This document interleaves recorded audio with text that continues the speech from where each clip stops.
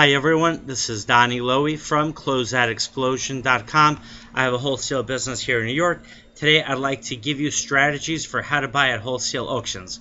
So a wholesale auction is going to be any auction where merchandise is being offered on a wholesale basis or merchandise that is being sold for wholesalers and retailers, right? So we're talking about business-to-business auctions as opposed to business-to-consumer auctions or consumer-to-consumer auctions, such as you'd find at eBay or at a local auction house that sells merchandise to people on an individual basis.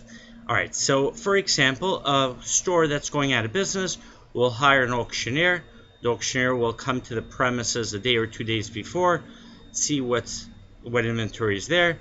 We'll make an inventory of what is available. We'll take the merchandise, set it up in lots, prepare everything for auction. We'll put an ad in the newspaper. The ad will already be there a week or 2 weeks before, and then we'll run the auction on the date of the auction. Right? People show up. The auctioneer will, in a very rapid format, will go lot by lot, and there might be a reserve, there might not be a reserve, but the auctioneer is going to get a percentage from the buyers, and you get a buyer's fee, which might be 10%. So if you are the buyer of a lot, you have the winning bid, and let's say you bid for the lot $100, and the buyer's premium is 15%. So you're actually going to pay $115 for the lot, and the owner of the store is going to be charged a seller's premium from the auctioneer. That seller's premium might be 10%. And let's say an example of the 10%. So the lot that you bought for $100, so is going to, the owner of the store is going to give $10 to the auctioneer. So in other words, the auctioneer, he has two incentives.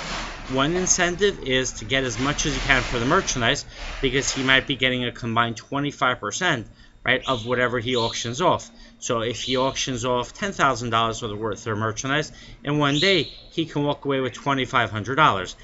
If he only gets $5,000, he's going to get half as much. On the other hand, the auctioneer has a second incentive, and that is to sell all of the merchandise.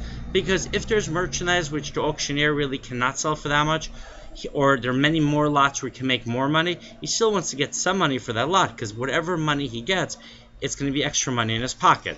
So you can also bid knowing that the auctioneer simply wants to move that merchandise out, so you don't have to rush to bid a high amount.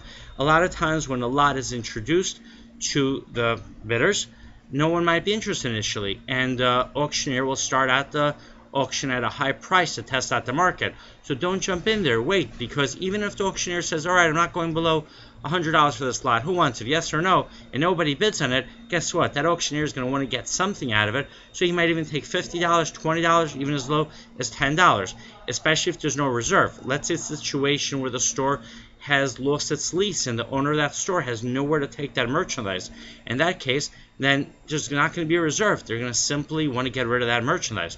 Now, if the store owner is closing one location and he has another 2 locations where he could take that merchandise to, then even if there's not a reserve, you still want to bid for that, because what will happen sometimes, the owner will bid for his own merchandise because he knows he can resell it for more money at his other locations. So have that in mind. In other words, when you go to a wholesale auction, you need to know what kind of an auction is it, and why is the auction being done. It's very important to know that, right? You want to know what is the urgency of the owner of the merchandise to sell that merchandise, and what is the reason the merchandise is being sold for.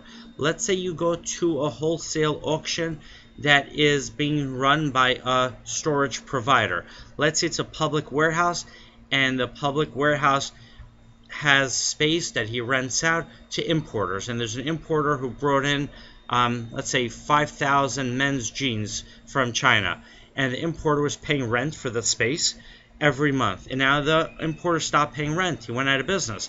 Now the owner of the warehouse just wants to recoup the money that he's owed on the rent, and he wants to free up that space so he can rent out the space to other people who can afford to pay for the space. So in that case, you can bid knowing that the owner of that merchandise, right, the public storage owner who now has possession of the merchandise, he or she is not in the clothing business. They just want to get whatever money they can, try to get as much money back as they can to replace the lost rent, and then just rent out that space to the next importer or the next wholesaler who needs to store merchandise. And also, when you go to a wholesale auction, it's very important not to get caught up in the excitement. It happens to everyone. It's happened to me.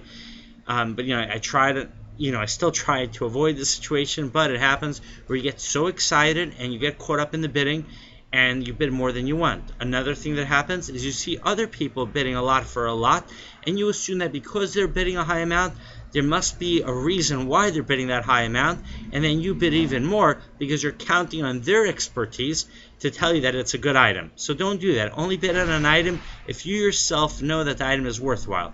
Now, if you know that bidder, and you know that bidder is an expert buyer, he or she's an extremely successful retailer or wholesaler, in that case, if they're bidding on a lot, that's a good indication that that lot is valuable. Now remember, also when you go to a wholesale auction, you might not be able to inspect every single piece of merchandise in that lot. Let's say it is a lot of 100 shoes. So you might not have the time, right, to look at all 100 shoes, because there might be another 200-300 lots that are being auctioned off in that auction. So try to look at different random pieces of a few different shoes, one shoe from behind, one shoe at the bottom, one shoe on the top, one shoe in the middle, to get an idea what's there. And always factor in that there's going to be a certain percentage of shoes in that case, or a certain percentage of merchandise that for one reason or another you're just not going to be able to sell. Either it's going to be the size, or you didn't notice the damage. The idea is when you're going to a wholesale auction, you want to pay a very low price, because otherwise, look, just buy the merchandise directly from a wholesaler or from a closeout business. But if you want to go to a wholesale auction, you're going to be taking a very big chance when you buy that merchandise. There's going to always be surprises at a wholesale auction. There are a lot of things you might not even know to check for. So whenever you do bid at a wholesale auction, and wholesale auctions are not for everybody, I'm telling you that up front, but be very careful and know that there are going to be surprises, so factor that into your cost. So if your cost is $100, try to at least say that your cost is really $120 or $150. This way you cover any merchandise which you're not able to sell, or any merchandise which you weren't able to inspect and it has a challenge to it. Having said that, I've gone to many auctions myself. I know many people that go to wholesale auctions. You can definitely buy good merchandise and make money with it. You just have to be, an educated buyer, like in any situation. And the best way to educate yourself is through experience. So you might decide to go to a few wholesale auctions first, not bid on anything, or start out by bidding on small lots and then building up your business from there. All right, my website is closeoutexplosion.com.